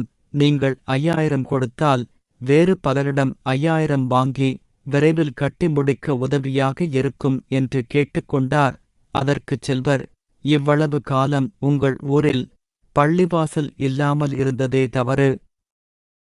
இன்னும் பலரிடம் சென்று காலந் தாழ்ந்த வேண்டாம், நானே 10,000 தருகிறேன். இதற்கு உதவாமல் பணம் என்னிடம் எதற்காக இருக்கிறது என்று கூறி அள்ளிக் கொடுத்தனுப்பினார். பெரியவருக்கு தலை சுற்ற ஆரம்பித்தது. மனக்குழப்பத்தோடு நாயகம் அவர்களிடம் வந்து 10 பருப்பு சிந்தியதற்காகவும் 10 சொட்டு எண்ணெய் சிதறியதற்காகவும் தன் வேலைக்காரர்களை சவுக்கடியால் அடித்துத் துன்புறுத்தும் இவன் பள்ளிவாசல் கட்ட 5000 கேட்டபொழுது 10,000 கொடுத்தானே, இதற்கு என்ன காரணம் என வினவினார். அதற்கு நாயகம் அவர்கள், கருமித்தனம் வேறு, சிக்கனம் வேறு. அவன் கருமியல்ல, சிக்கனத்தைக் கையாள்பவன். அவன் அப்படியெல்லாம் பொருள்களைப் பாழாக்காமல் சேர்த்து வைத்திருந்ததனால்தான் அப்பணம் பள்ளிவாசல் கட்டப் பயன்படுகிறது எனக் கூறினார். நாயகம் அவர்களுடைய இந்த வாக்கு நமக்கு கருமித்தனத்திற்கும் சிக்கனத்திற்கும் உள்ள இடைவெளியை நன்கு காட்டுகிறது. காய்கறியிலும் நாயகம் அவர்களுடைய சிக்கனக் கொள்கை ஏழை குடிசைகளில் மட்டும் அல்லாமல் ஆட்சித் தலைவர்களின் அரண்மனைகளிலும் கையாளப்பட்டு வந்தது. ஒரு கலிபா தம் உணவிற்காக காய்கறிக்கு மட்டும் நாள்தோறும் 4 மதிப்புள்ள நாணயத்தைத் தம் மனைவியிடம் கொடுத்து விடும்படி கட்டளையிட்டிருந்தார். நெடுநாள் இம்முறை கையாளப்பட்டு வந்தது. ஒரு நாள் உணவருந்தும் பொழுது அதிகமான காய்கறிகள் பரிமாறப்பட்டிருந்தன. கலிபா ஆச்சரியப்பட்டு, இவையனைத்தையும் 4 நாளில் வாங்கியிருக்க முடியாதே, இது எப்படி கிடைத்தது என மனைவியிடம் கேட்டார். அதற்கு அவள், நாள்தோறும் கொடுக்கப்படும் 4 காரணா வீதம் எடுத்துச் சேமித்து வைத்திருந்தேன். அது திருநாளும் பெருநாளுமான இன்று அதிக காய்கறி வாங்கிச் சமைக்க உதவியது என்றாள். உடனே என்ன நடந்திருக்கும்? என்ன நடந்தது? நம் மூளைகளுக்கு எட்டாத ஒன்று நடந்தது. அது என்ன தெரியுமா? அடுத்த நாள் காலை அமைச்சரைக் கூப்பிட்டு, என் இல்லத்திற்கு காய்கறி வாங்க 4 தேவை என நினைத்தது தவறு. இப்போது 3.25 போதும் எனத் தெரிகிறது. ஆகவே நாளையிலிருந்து 3.25 மட்டும் கொடு என்பதுதான்.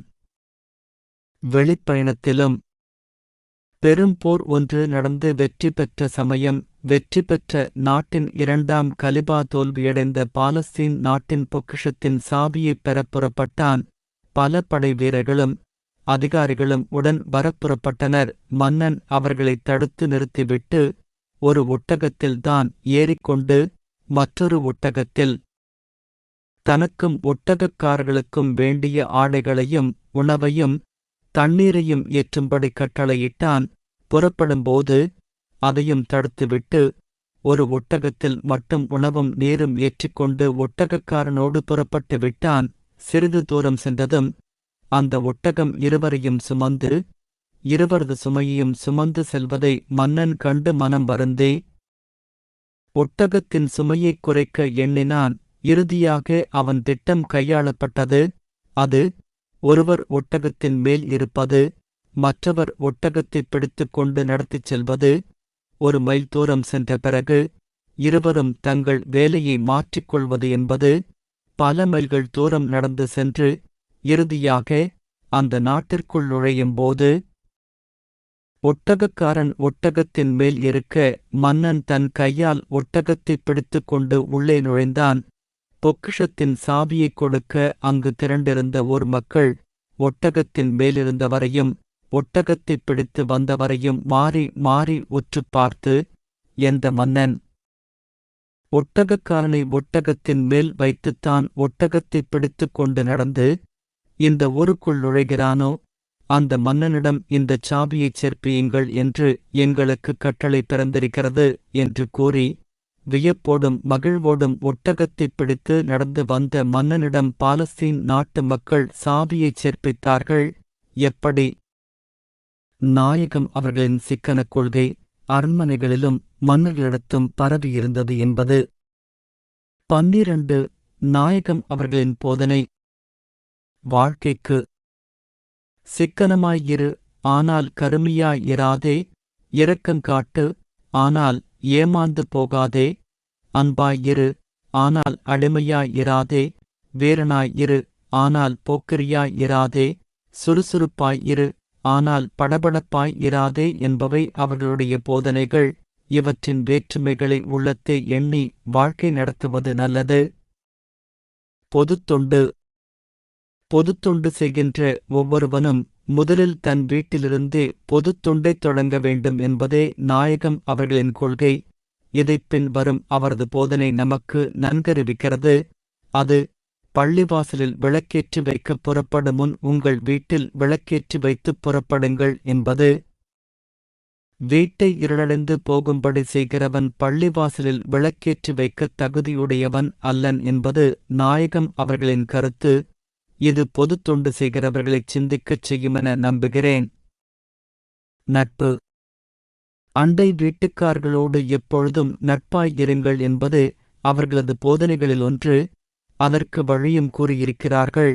அது, உங்கள் வீட்டில் பலகாரங்கள் பண்ணும் போதெல்லாம் அண்டை வீட்டுக்காரர்களுக்கும் அனுப்பி அவர்களை மகிழ்வியுங்கள் என்பது. நீங்கள் எதைப் பின்பற்றாவிட்டாலும் இப்போதனையை நீங்கள் கட்டாயம் பின்பற்ற வேண்டும் என்பது. அண்டை வீட்டுக்காரர்களின் பகையால் துன்பப்பட்டுக் கொண்டிருப்பவர்களின் கருத்து. சர்க்கரை. ஒரு முறை அவர்கள் சொற்பொழிவு செய்து கொண்டிருந்தார்கள். ஒரு கிழவி பையனைக் கொண்டு வந்து முன்னே நிறுத்தியிருந்தாள். என்ன என்றார்கள். இவன் சர்க்கரையை அதிகமாகச் சாப்பிடுகிறான், சாப்பிட வேண்டாமென்று புத்தி சொல்லுங்கள். நான் சொல்லி அலன் கேட்கவில்லை, அதற்காகத் தங்களிடம் அழைத்து வந்தேன் என்றாள். அப்படியா என்று சற்று எண்ணி, இன்னும் 3 நாள் கழித்து வாருங்கள் என்றார். போய்விட்டார்கள். 3ஆம் நாள் பல மைல்களுக்கப்பால் நாயகம் அவர்கள் பேசிக் கொண்டிருப்பதை அறிந்து பையனை அழைத்துக் கொண்டு போய் பழையபடி நின்றாள். நீங்கள் யாரம்மா என்றார்கள். 3 நாளைக்கு முன்பே இந்தப் பையன் சர்க்கரை சாப்பிடுகிறான், கொஞ்சம் புத்தி சொல்லுங்கள் என்று சொன்னேனே நான்தான் என்றாள். ஓ, அவனா? தம்பி, இனிமேல் நீ சர்க்கரை சாப்பிடாதே போ என்றார்கள். அந்த அம்மாவுக்குச் சிறிது வருத்தம். இவ்வளவுதானா? இதைச் சொல்லவா 3 நாள்? அதை அன்றைக்கே சொல்லியிருக்கலாமே என்று நினைத்தாள். உடனே, தாயே, நீ என்ன நினைக்கிறாய் என்பது எனக்குத் தெரிகிறது. உன் பேரன் மட்டும் சர்க்கரை சாப்பிடுகிறவன் அல்லன், நானும் அதிகமாகச் சர்க்கரை சாப்பிடுகிறவன். 3ஆம் நாள் விட முயன்றேன், முடியவில்லை. நேற்று விடப் பார்த்தேன், பாதிதான் முடிந்தது. இன்றைக்கு காலையிலிருந்து முயன்றேன், என்னால் விட முடிந்தது. சர்க்கரையே சாப்பிடவில்லை. அதனாலே நான் அறிந்தேன் சர்க்கரை சாப்பிடுகிறதை விட முடியும் என்று. அதன் பிறகுதான் பையனுக்கு என்னால் சொல்ல முடிந்தது என்றார்கள். இது நம் உள்ளத்தைத் தொடுகிறது. தொட்டு என்ன பயன்? நம் நாட்டிலுள்ள பேச்சாளர்களின் உள்ளத்தைத் தொட வேண்டும். எண்ணங்களை நாம் கோடிக்கணக்கில் எண்ணுகிறோம், எழுத்துக்களை இலட்சக்கணக்கில் எழுதுகிறோம், பேச்சுகளை ஆயிரக்கணக்கில் பேசுகிறோம், கொள்கைகளை 100கணக்கில் கொட்டுகிறோம், திட்டங்களை 10 கணக்கில் வகுக்கிறோம். ஆனால் செயலில் ஒன்றையாவது உருவாகச் செய்கிற ஆற்றல் நமக்கு இல்லை. நாயகம் அவர்களிடத்தில் இருந்தது. எதை அவர்கள் சொல்லுகிறார்களோ அதையே அவர்கள் செய்வார்கள். செய்யக்கூடியதையே சொல்லுவார்கள். மக்களால் செய்ய முடியாத எதையும் அவர்கள் ஒரு நாளும் போதித்ததில்லை. அதுதான் அவர்களிடமுள்ள ஒரு பெருஞ்சிறப்பு. அதனாலேயே அவர்களிடம் எனக்குப் பற்று அதிகம். வீரம். எம்பெருமானார் அடிக்கடி அநீதியை எதிர்த்தும் போரிடுங்கள் எனக் கூறுவார்கள். போரிட்டுக் கொண்டே கூறுவார்கள். ஹஜ்ரத் அலி அவர்கள் கூறியிருக்கிறார்கள், பெரும் போர் நடக்கும் பொழுதெல்லாம் அண்ணலார் அவர்களின் முதுகுப்புறத்தில்தான் நாங்கள் நின்று போராடுவோம் என்று. அகழ்போர், பத்துப்போர், உஹத்போர் முதலிய பல போர்கள் நடந்தன. அப்பொழுதெல்லாம் நாயகம் அவர்கள் முதல் வரிசையில் நின்று பகைவர்களை நெருங்கிப் போராடியிருக்கிறார்கள். திடீரென்று பகைவர்கள் வந்து தாக்கப் போகிறார்கள் என்ற அச்சம் வந்த போதெல்லாம் இரவு நேரங்களில் தனியாக குதிரை ஏறி பல மைல்கள் சென்று வேவு பார்த்து வருவார்கள். அநீதியைப் போரிட்டு அழிப்பதில் அண்ணலார் அவர்களைப் போன்ற ஒரு சமயத் தலைவரை உலகம் கண்டதில்லை. அவரது வீரம் அத்தகையது. விக்கிரக வணக்கம். நாயகம் அவர்களின் காலத்தில் அரேபியா நாட்டில் விக்கிரக வணக்கம் இருந்தது. மக்கா நகரிலுள்ள கஃபா பள்ளியில் கூட விக்கிரங்கள் பல இருந்தன. விக்கிரக வணக்கம் ஆண்டவனுக்கு ஏற்றதல்ல என்று அறிவுரைகளைக் கூறி மக்களை ஒப்பும்படி செய்து தாமே பல விக்கிரகங்களை உடைத்து அகற்றி அப்பள்ளியை தூய்மை அடையச் செய்து பெருமகிழ்ச்சி அடைந்தார்கள். அபிசீனியா. பீதி அடைந்து துன்பப்பட்டுக் கொண்டிருந்த 70 பேர்களுக்கு அடைக்கலம் கொடுக்கும்படி அபிசீனியா நாட்டு மன்னருக்கு எம்பெருமானார் அவர்கள் ஒரு கடிதம் கொடுத்திருந்தார்கள். அபிசீனியா மன்னன் நாயகம் அவர்களுக்கு கட்டுப்பட்டவன் அல்ல, மாறுபட்டவன் என்று கூடச் சொல்லலாம். அப்படியிருந்தும் நாயகம் அவர்கள் தமக்கு கடிதம் எழுதியதை மதித்து ஏற்றுக்கொண்டு அவர்களுக்கு அடைக்கலம் கொடுத்து காப்பாற்றினான். இதிலுள்ள சிறப்பு என்னவென்றால், அம்மன்னன் அக்கடிதம் வந்த நாளை ஒரு திருநாளும் பெருநாளுமாகக் கருதி ஆண்டுதோறும் அந்த நாளில் விழா கொண்டாடியதே. இதிலுள்ள வியப்பு என்னவென்றால், அம்மன்னன் இறந்து பல 100 ஆண்டுகளாகியும் அந்நாட்டு மக்கள் இன்றும் அவ்விழாவைக் கொண்டாடிக் கொண்டிருப்பதுதான். தன்னம்பிக்கை. நாயகம் அவர்களின் போதனைகளில் தலை சிறந்த ஒன்று தன்னம்பிக்கையோடு இருங்கள் என்று அடிக்கடி மக்களைத் தட்டி எழுப்பிக் கொண்டிருந்ததே. தன்னம்பிக்கை என்பது தன்னை நம்புவது, தன் வலிமையை நம்புவது, தன் அறிவை நம்புவது, பிறர் துணையின்றி தன்னைத்தானே காத்துக்கொள்வது என்றாகும். மனிதனிடத்தில் காண முடியாத இத்தன்னம்பிக்கையைச் சிங்கத்திடம் காண முடிகிறது. காட்டில் வாழ்கின்ற கரடி, புவி, சிறுத்தை, ஓநாய் முதலிய விலங்கினங்கள் மான், முயல் முதலியவற்றை அடித்துக் கொன்று ஓரளவு தின்று மீதியை மறுத்தாளைக்கு வேண்டுமென எண்ணித்தாம் தங்குமிடத்துச் சென்று வைத்திருக்கும். இதனால் அவற்றின் இருப்பிடங்கள் சசிக்க முடியாத நாற்றம் வீசிக்கொண்டிருக்கும். ஆனால் சிங்கத்தின் குகை மட்டும் மிகத் தூய்மையானதாகக் காணப்படும். அக்குகையில் எலும்பையோ தோலையோ காண முடியாது. நன்றாக பசியெடுக்கும் வரை, அதிலும் பசியைப் பொறுக்கும் வரை சிங்கம் அமைதியாகப் படுத்து உறங்கிக் கொண்டிருக்கும். இனி பசியைத் தாங்க முடியாது என்ற நிலை வந்ததும் மெதுவாக எழுந்து குகையில் நாலடிகள் நடந்து குகைக்கு வெளியே சிறிது தலையை நீட்டி ஆ ஆ என்று கர்ஜித்துத் தன் பிடரி மயிரை ஆட்டிக்கொண்டிருக்கும். இந்தக் கர்ஜனையின் ஒலி எதிர்மலையில் தாக்கி அங்கிருந்து எதிரொலி திரும்பி வந்து காடு முழுவதையும் அலைக்கழிக்கும். ஆங்காங்குள்ள மான், முயல் முதலியன நடுநடுங்கி இதோ சிங்கம், அதோ சிங்கம் எனக் குறுக்கும் நெடுக்குமாக ஓடிக்கொண்டிருக்கும். அப்படி ஓடுவனவற்றில் சிங்கம் தன் குகையின் வழியே வருகிற ஒன்றை மெதுவாகத் தட்டி கடித்துத் தின்று மீதியை எறிந்துவிட்டு மெதுவாக நடந்து அமைதியாக குகைக்குள் படுத்து உறங்கும்.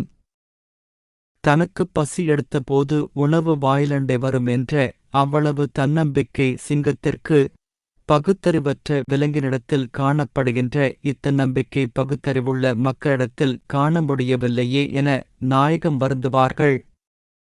நாம் இப்போதனையை பின்பற்றித் தன்னம்பிக்கையோடு வாழ வேண்டாமா என அவர்களின் பிறந்த நாளைக் கொண்டாடுகின்ற இந்த நாளிலாவது எண்ணிப் பார்ப்பது நல்லது. 13. பாவமன்னிப்பு. பாவமன்னிப்பு 1. பாவங்கள் மன்னிக்கப்படுமா என்பது ஒரு கேள்வி. எல்லாச் சமயத்தினரும் சடங்குகளை வைத்துக் கொண்டுள்ளார்கள். சில பாவங்களுக்கு மெழுகுவர்த்தி வைத்தால் போய்விடும், ஐயருக்குத் தட்சணை கொடுத்தால் போய்விடும், குளத்தில் முழுகினால் போய்விடும், அதுவும் 12 வருடங்களுக்கு ஒருமுறை. குளத்தில் மூழ்கினால் போய்விடுமென்று பல சமயத்தவர்கள் கூறுகிறார்கள். ஒருவன் 12 அணா செலவிட்டு ஒரு ஊருக்குப் போய் ஒரு குளத்தில் முழுகிவிட்டு வந்தால் 12 வருடங்கள் செய்த பாவங்கள் போய் விடுமாறிருந்தால் அடுத்துப் பாவம் செய்ய அவன் பயப்படுவானா?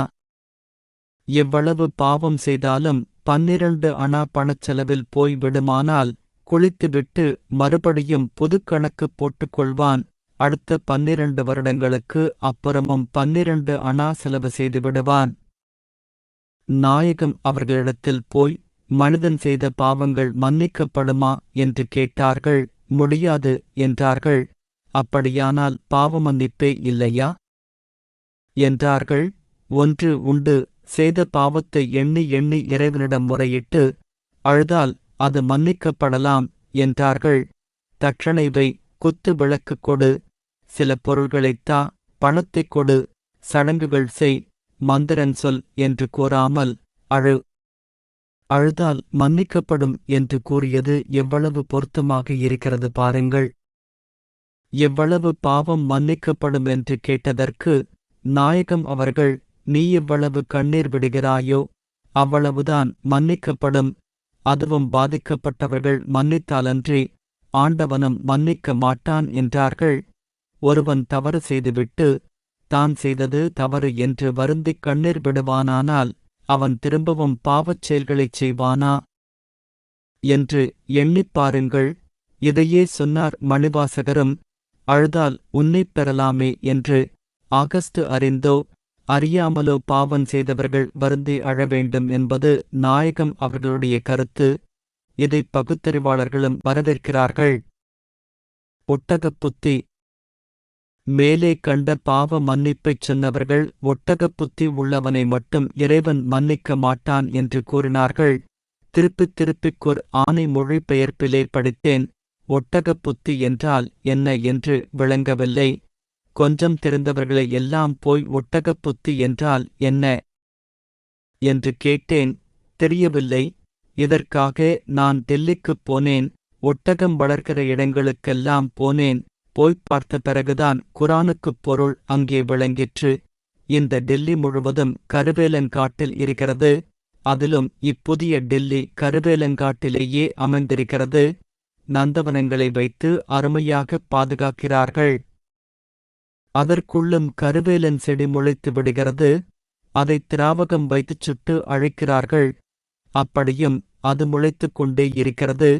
இந்த ஒட்டகம் நல்ல புல், உயர்ந்த கீரை முதலியவற்றை விரும்பித் தின்னாமல் இந்த கருவேலன் செடியையே விரும்பித் தின்கிறது. நாக்கைச் சுழற்றித் தின்னும். அவ்வளவு ஆசை அதற்கு. அது தின்னும்போது முள் எல்லாம் குத்தும். நாக்கிலிருந்து இரத்தம் வெளிவரும். அதையும் சேர்த்துச் சுழற்றிச் சாப்பிடும். கருவேலன் செடியை முன்னே அது தின்னும்போது முள் குத்தும் என்பது தெரியாது. அது குத்தி இரத்தம் வந்த பிறகேனும் தூ என்று துப்ப வேண்டாமா? இதுதான் ஒட்டகப் புத்தி என்பது. தவறு செய்கிறது எளிது, அறியாமல் செய்துவிடக்கூடும். ஆனால் செய்த தவறை தவறு என்று உணர்ந்த பிறகு வருந்தி அழுது ஆண்டவனிடத்தில் மன்னிப்பு கேட்ட பிறகு மீண்டும் அத்தவறைச் செய்வது நல்லதல்ல. அது ஒட்டகத்தின் புத்தி. அப்புத்தி உள்ளவனை ஆண்டவன் மன்னிக்க மாட்டான் என்பது நாயகம் அவர்களின் வாக்கு. 14. கடைசி. நம் நாயகம் அவர்கள் ஒருமுறை நிறைவேற்றிய பொழுது மக்கா நகரை நோக்கியோ அல்லது அந்த அரேபியா நாட்டை நோக்கியோ ஆசியாவை நோக்கியோ சொல்லாமல் உலக மக்களை நோக்கி 3 சொற்றொடர்களைச் சொன்னார்கள். நாயகம் அவர்களுடைய பிறந்த நாள் விழாவிலே அதை நினைக்காமல் விழாவை முடிக்கக்கூடாது.